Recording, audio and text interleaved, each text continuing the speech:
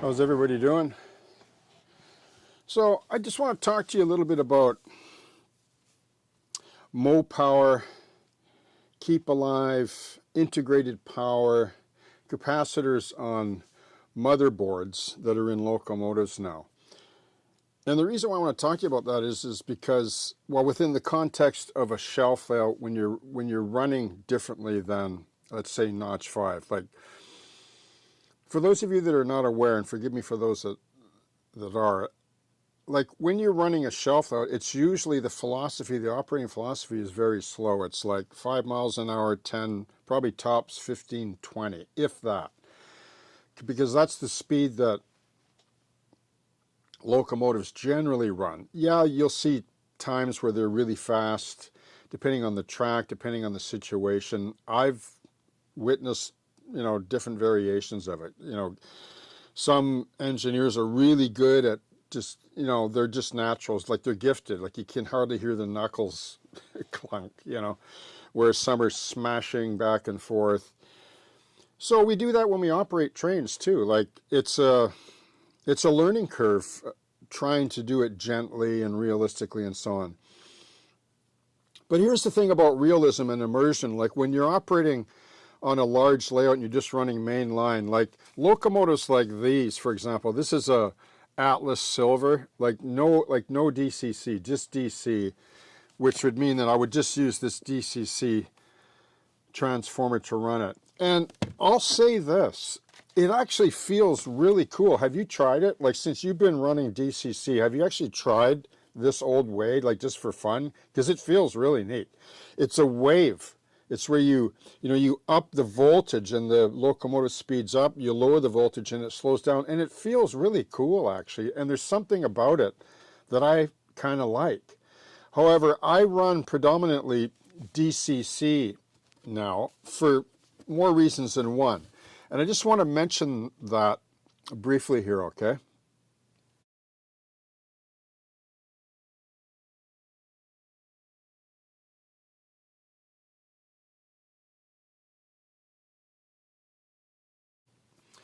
So here's an example, and I'm not sponsored by any one of these manufacturers. They just happen to be part of my collection because I think they make excellent product.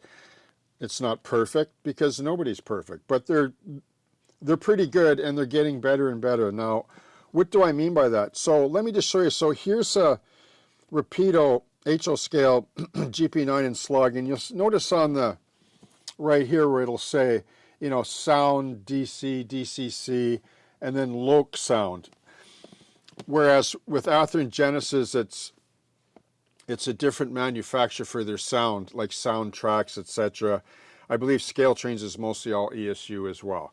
So that's what they choose to go with. But here's a trend that you're going to see what's happening, and I'm all for it, and I've been sort of harping on it for a few years now, that I think that now where we're at, that every single manufacturer, at least the big ones, including Walthers and Atlas, you need to put in Mo power, you need to put capacitors in your locomotives, because pretty soon that's all people are going to buy, and I'll tell you why.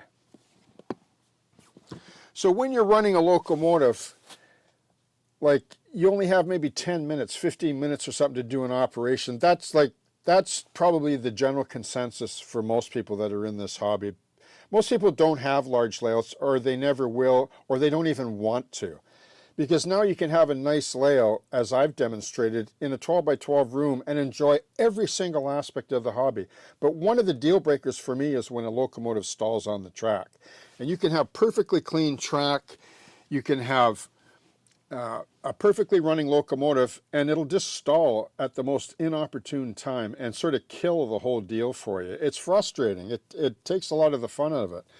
So you're going to notice here now, like look at here. So here it says, okay, ESU loc sound and then Mo power, okay?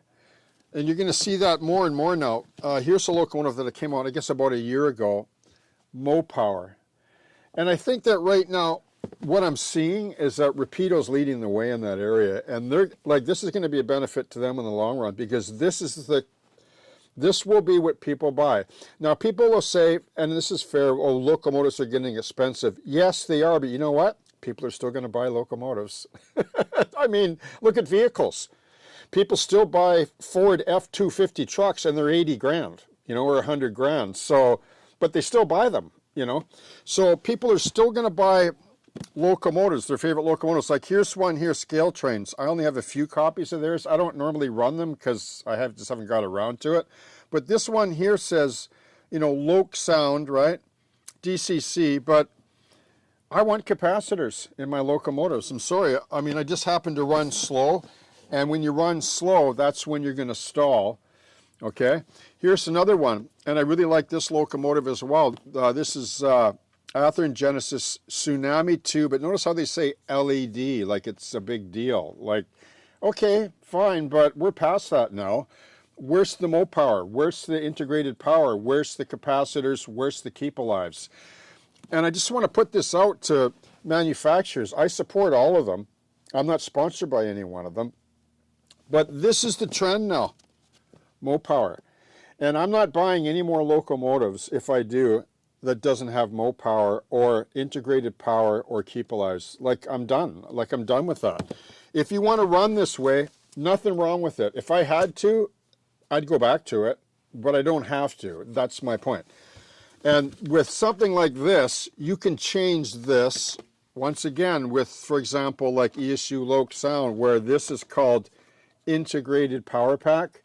So this has capacitors built in, what these already have. This is just another name, it's a trade name.